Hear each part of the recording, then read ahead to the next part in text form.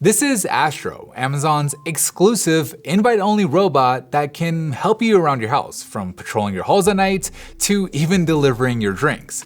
Now, we've had Astro in the studio for just over a month, and we've been pushing it to its limits, sometimes beyond its limits, in a quest to figure out if Amazon's $1,600 robot can possibly be worth the money. Now, at its most basic level, Astro is Alexa on wheels. It's the main way you interact with it, and anything Alexa can do, well, Astro can do as well. There are 5 major use cases for Astro, and each one of them is built on its standout feature, which is its ability to move around intelligently. Amazon has packed this thing with sensors and cameras and advanced algorithms that can process everything in real time, to the point where Astro is able to navigate its environment better than any other consumer-grade robot I've ever seen. Not only is it faster, going at up to 2 miles per hour, but it also moves with this sense of precision and confidence that just makes it feel more alive. It's had no issues navigating our typical studio environment, which consists of tripods and stands everywhere, to the point where we decided we needed to give Astro a real challenge, making an obstacle course designed to make Astro's life difficult. We started off by surrounding it in a box of cones with only a narrow exit. This was enough to trip up one of our robot vacuums,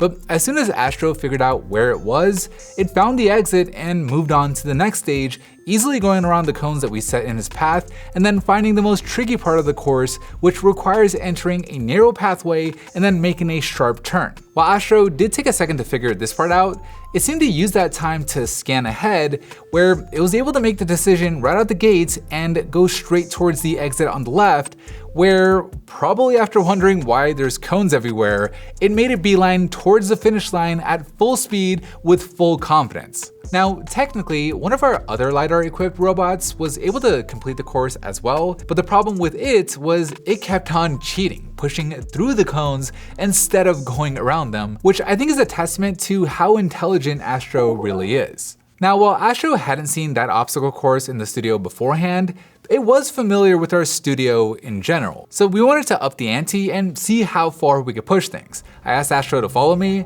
and it turns out that if you ask it to, Astro will follow you to the ends of the earth, even into Uncharted Territory, and this is really where Astro impressed me the most, because it had never seen the light of day up until this point, but it was still able to follow me down this accessibility ramp and then make a sharp left turn without any issues. It followed me in the street, it knew anytime I was about to fall off a curb it had never seen before, and it even crossed this super bumpy road, which I'm sure Amazon's engineers never designed it for. Going outside with it really felt like I was just walking my robot pet. Bringing us to our first major use case, one that Amazon doesn't really mention in their marketing materials, in that Astro is kind of like a robot pet.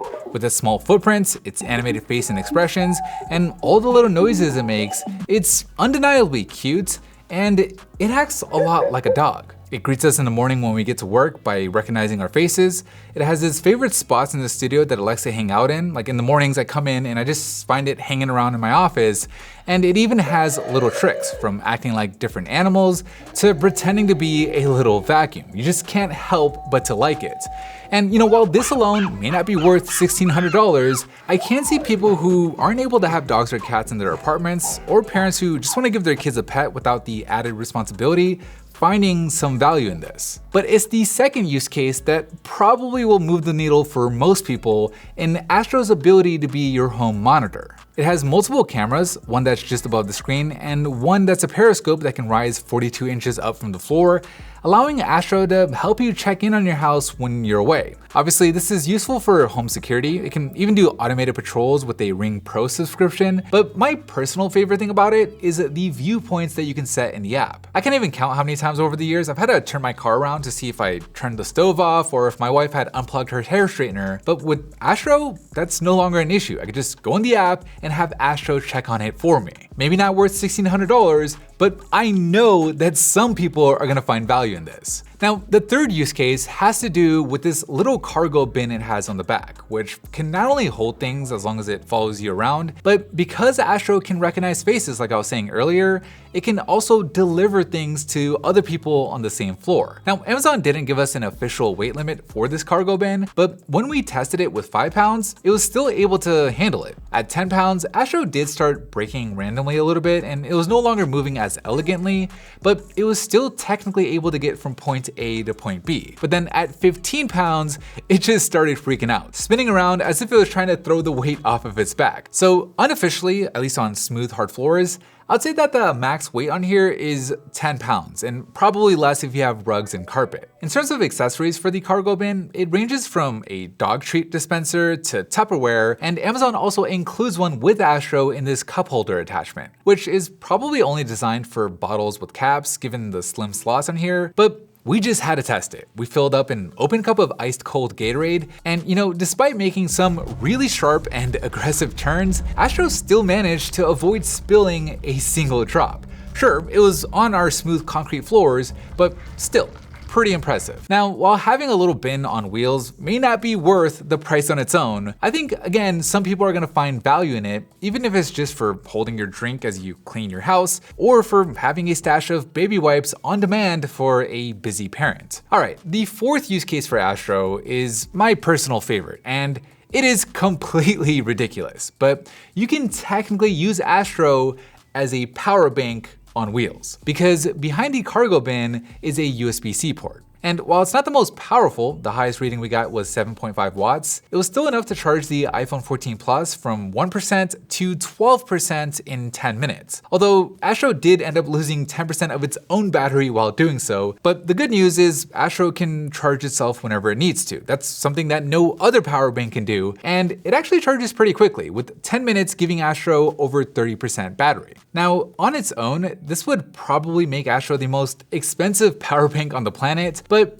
if you've ever had a game controller give you a low battery warning while you're in the middle of an intense game, you can see how calling Astro over to help would be nice. Last but not least, use case number 5 for Astro is it's basically an Echo Show 10 on wheels. It's got a 10-inch screen, which means you could watch YouTube or go on video calls with it, although honestly the viewing angles really aren't ideal for that. But more practically, it's got this 2.1 speaker system, so you can have Astro follow you around while playing music that actually sounds pretty good. The speaker gets really loud. It's actually louder than the 2nd gen HomePod, although to be clear, I still prefer the quality of the HomePod's audio, but at least compared to something like the HomePod Mini, it's not only louder, but it also has significantly more bass.